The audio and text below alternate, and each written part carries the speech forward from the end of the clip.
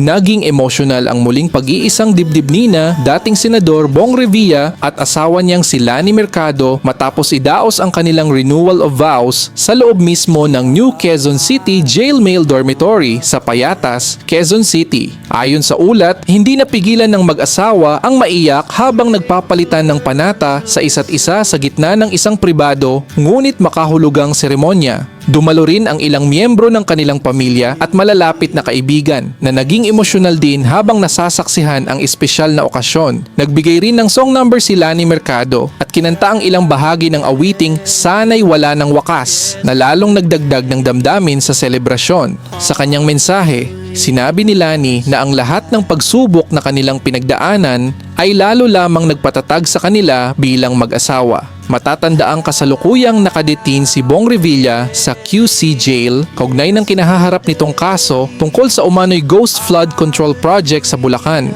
Sa kabila nito, nananatiling matatag si Lani at patuloy na ipinapakita ang suporta sa kanyang asawa habang umaasa sila sa maayos na pag-usad ng proseso ng batas. Hindi ito ang unang pagkakataon na nag-renew ng vows ang mag-asawa.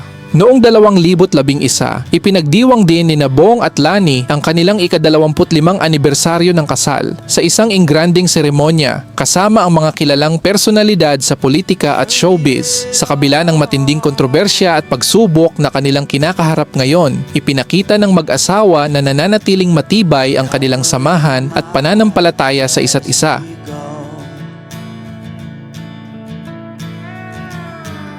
A line at a time, or a sad swan song,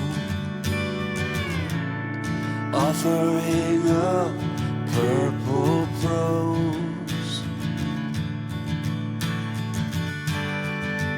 In that fine